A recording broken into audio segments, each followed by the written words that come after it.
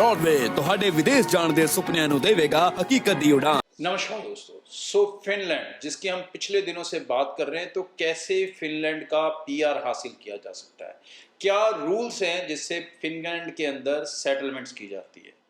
क्योंकि अगर ब्रॉडवे आपको पिछले कई दिनों से गाइड कर रही है कि स्टूडेंट्स को फिनलैंड जाना चाहिए, तो ये भी बताना ज़रूरी है क्यों जाना चाहिए, क्या बेनिफिट रहेंगे और कैसे फिनलैंड कनाडा से बेहतर डेस्टिनेशन आपके लिए हो सकता है।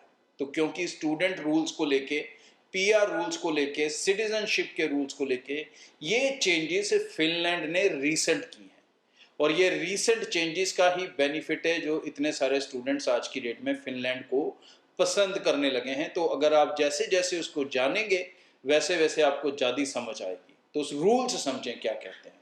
फिनलैंड के अंदर स्टूडेंट्स विदाउट आइलेट्स और विद आइलेट्स जा सकता है। विदाउट आइलेट्स डिप्लोमा प्रोग्राम ज़्यादातर मिलते हैं और यूनिवर्सिटीज़ विद आइलेट्स मिलती हैं। डिग्री और डिप्लोमा प्रोग्राम पे जब आप जाते हो तो सबसे पहले आपके वीज़ा में फ़र्क आ जाता है। डिप्लोमा में आपको मिलता है परमिट बी वीज़ा, और डिग्री प्रोग्राम में अगर आप जा रहे हो तो आपको मिलता है परमिट ए वीज़ा। अब ये आपके आगे रोल प्ले करते हैं। परमिट बी वीज़ा पे कुछ लिमिटेशंस हैं और परमिट ए पे कुछ बेनिफिट है। परमिट ए उस स्टूडेंट के लिए है जो डिग्री कर रहा है। तो जैसे ही आप फिनलैंड के अंदर एंटर होंगे आपकी पीआर की क्लॉक स्टार्ट हो जाती है। दूसरी किसी भी कंट्री में जब स्टूडेंट एंटर करता है तो उसकी पीआर की क्लॉक स्टार्ट नहीं होती। वो क्लॉक तब स्टार्ट होती है जब वो वर्क परमिट पे जाता है। बट सिर्फ फिनलैंड के अंदर जैसे स्टूडेंट एंटर करेगा उसकी पीआर का टाइम शुरू हो गया। अब आपको टोटल 5 साल का समय उसके अंदर पूरा करना होता है। 5 साल के बाद आप अपना 4 साल के बाद आप अपना पीआर ले सकते हैं।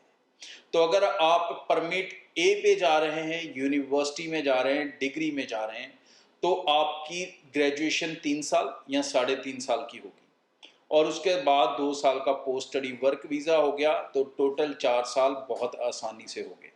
इसी तरह से अगर आप मास्टर्स के लिए जा रहे हैं, उसके बाद 2 साल का पोस्ट स्टडी वर्क वीज़ा हो गया, तो भी आपके 4 साल बड़ी आसानी से पूरे हो चुके हैं। तो ये परमिट ए में बेनिफिट है कि आपकी क्लॉक पहले दिन से स्टार्ट होगी। लेकिन अगर आप परमिट बी में जाते हैं डिप्लोमा प्रोग्राम्स में, तो आपका आधा समय स्टडी वाला गिना जाएगा, पूरा नहीं। मान लो आप परमिट बी पे 4 साल रहते हो तो 2 साल पीआर की तरफ गिने जाएंगे। तो बेहतर यही होता है कि अगर आप यहाँ से यूनिवर्सिटी की रिक्वायरमेंट पूरी नहीं करते, परमिट बी में जा रहे हैं, तो वहाँ जाके 1 साल का डिप्लोमा ख़त्म करने के बाद उसको परमिट ए में कन्वर्ट कर लें, तो भी आप आगे का जो सफ़र है उसको सेव कर लेंगे। ये एक बड़ा बेनिफिट हो गया। गैप से ज़्यादा है, ये भी एक बड़ा बेनिफिट हो गया। दोनों केसेस के अंदर स्पाउस जा सकते हैं, ये भी बड़ा बेनिफिट हो गया। लेकिन इसमें एक अंतर ये है कि अगर आप परमिट ए के स्पाउस हैं कि परमिट बी के स्पाउस हैं। अगर आप डिप्लोमा होल्डर के स्पाउस हैं, आप अनएम्प्लॉयड हैं, आपको कुछ नहीं मिलेगा। लेकिन अगर आप परमिट ए के स्पाउस हैं और आपने 2 महीने जॉब की, उसके बाद आपको जॉब नहीं मिल रही, तो आपको अनएम्प्लॉयमेंट बेनिफिट मिलेगा तकरीबन 900 यूरो। और अगर आपके साथ बच्चा जा रहा है तो उसकी एजुकेशन, मेडिकल टोटल फ्री, आपका भी मेडिकल टोटल फ्री। और प्लस अगर आप वहाँ जाके as a spouse local language, Finn language या स्विस लैंग्वेज सीखते हो, तो उसका भी आपको एडिशनल 900 यूरो मंथली मिलेगा। तो बहुत बढ़िया इनकम, बहुत बढ़िया सोर्सेस आप क्रिएट कर सकते हो जब आप एज ए स्टूडेंट वहाँ पर जाओगे या एज ए स्पाउस जाओगे। परमिट ए के अंदर बहुत सारे बेनिफिट्स आपको मिलेंगे, लेकिन परमिट ए में एडमिशन ज़्यादातर उनको मिलेंगी जो आइल्स या पीटी करा हुआ है। जिन बच्चों ने आइल्स पीटी नहीं कर रहा हुआ उनको डिप्लोमा रूट में जाना पड़ेगा, फिर वहाँ डिप्लोमा करके अपने वीज़ा को परमिट ए में बदलना होगा, मतलब डिग्री प्रोग्राम लेना होगा। और ये 4 साल पीआर जो आपके स्टडी के होंगे plus post study work visa के होंगे, इनको मिला के जब भी आपके 4 साल पूरे हो जाएंगे आप अपना पीआर अप्लाई कर सकेंगे।